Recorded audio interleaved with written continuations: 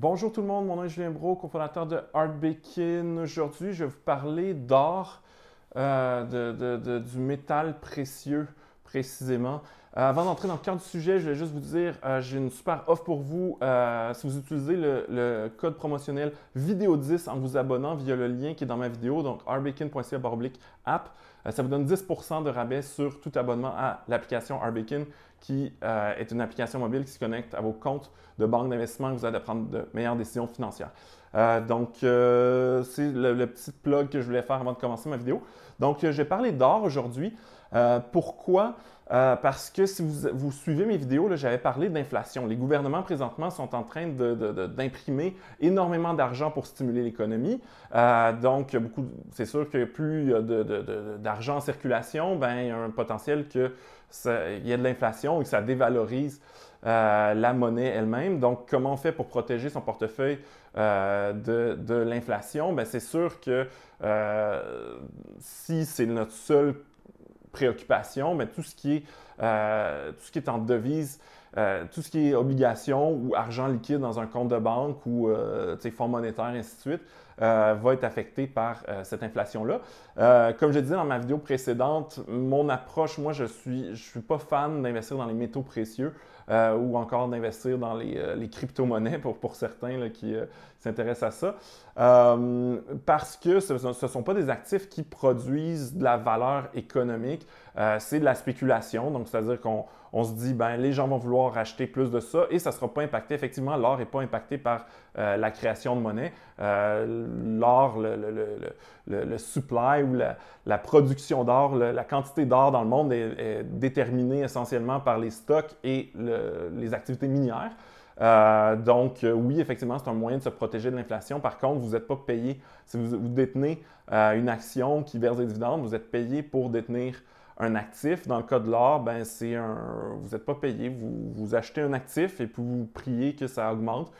Historiquement, le cours de l'or a augmenté, mais on fait des rendements quand même beaucoup plus bas que si on regarde sur le plan historique que les marchés boursiers.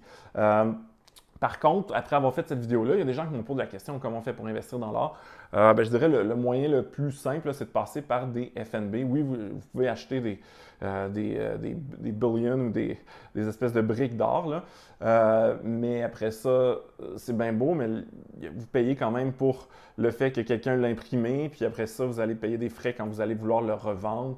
Je ne suis pas sûr que c'est la meilleure méthode. Donc, moi, je dirais, vous pouvez aller dans votre compte de courtage, acheter des FNB qui vous exposent à l'or. On a une liste, justement, dans l'application Artbaking qui s'appelle Pour tout l'or du monde, dans la section Explorer. Il y a différentes, je dirais qu'il y a deux principales approches quand on investit dans l'or. Il y en a une que je préfère, puis il y en a une que j'aime moins. Pour un fonds négocié en bourse, pour ceux qui ne savent pas, c'est un fonds qu'on peut acheter directement avec son compte de courtage et qui contient des actifs. Donc, les deux approches, la première, je pense, c'est iShares Gold Trust, qui est un FNB qui possède des métaux précieux, donc que ce soit directement qui possèdent l'or, puis il y a des entrepôts spécialisés là, pour les finances qui vont le posséder, ou sinon ça va être des contrats à terme, donc c'est des produits dérivés, mais qui donnent un droit de propriété sur de l'or. Donc essentiellement, ce que vous avez besoin de retenir, c'est qu'il y a des fonds qui vous permettent de posséder de l'or indirectement parce que vous possédez des parties de ce fonds-là. Ce fonds-là possède de l'or, donc vous possédez de l'or. C'est le cas de iShares Gold ETF. Le frais de gestion est quand même vraiment pas cher, à 0,25 donc c'est quand même intéressant. Et essentiellement, c'est ça, c'est des Gold Billion qui sont, quand on regarde dans les positions à l'intérieur du fonds. Donc vous possédez de l'or, c'est la même chose, ça revient à aller acheter des briques d'or puis les entreposer. L'autre approche que j'aime un peu mieux, c'est celle d'investir dans des compagnies minières. Là, par exemple, le FNB dont je parle, c'est GDX. C'est en dollars américains. Il faut toujours garder ça en tête aussi. Là, on s'expose à, je pense que l'autre aussi est en dollars américains. Donc, Vanet Gold Miners. Essentiellement, l'approche ici, c'est qu'on n'est pas propriétaire d'or, on est propriétaire d'entreprises qui font de l'extraction d'or, comme Barrick Gold, qui est un des géants, Newmont et d'autres compagnies, Kirkland aussi.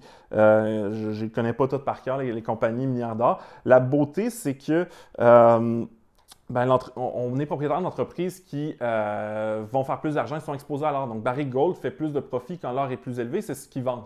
Donc, le prix de l'or monte, Barrick Gold fait plus de profit. Donc, on est quand même très exposé. Les titres de minières qui font de l'exploration minière dans le secteur de l'or et qui font de l'exploitation de mines aurifères vont se comporter, vont être très corrélés au cours de l'or. La beauté, c'est qu'on est propriétaire d'entreprise, on a de l'équité et vous voyez, bon, il y a un dividende, un taux de distribution de 0,28 avec ce FNB-là. Par contre, on paie quand même plus. On perd quasiment tout notre dividende à cause du frais de gestion qui est plus élevé, à 0,5 mais au moins, on est moins dans la spéculation et plus dans l'équité.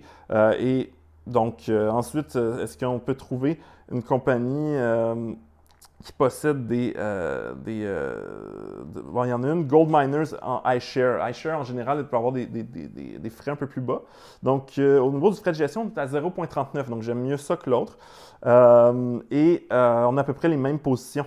Puis en plus, le dividende est plus élevé. Donc, entre les deux, là, le premier que j'ai nommé, c'était Van Hock quelque chose. Là, celui-là, c'est la même chose. À toute fin pratique, là, les proportions sont un petit peu différentes. Puis la sélection de compagnies d'or, mais c'est l'approche. J'investis dans des compagnies d'or. Le symbole boursier, c'est RING, R-I-N-G. C'est listé sur le Nasdaq, c'est le iShares MSCI Global Gold Miners. Donc c'est ça, c'est à peu près tout ce que je vais vous dire. Ça va se ressembler. Il va y avoir des FNB qui vous permettent d'investir dans le métal, l'autre dans des compagnies qui exploitent le métal. C'est un bon moyen de se prémunir contre l'inflation. Ce n'est pas mon moyen préféré, mais c'est possible. Je vous ai montré comment. Sur ça, je vous invite bien entendu à télécharger Arbekin sur votre téléphone. Ça commence avec un 14 jours d'essai gratuit pour tout le monde. De toute façon, en plus, on a un 10% de rabais si vous utilisez le promo code puis le lien associé à la vidéo. Si vous voulez ouvrir un nouveau compte d'investissement, on a des super offres de nos partenaires comme Banque nationale courtage direct qui offre 100 transactions gratuites. Allez sur arbkin.ca/offre et regardez ça. Et sur ça, je vous souhaite de passer une bonne journée. À plus!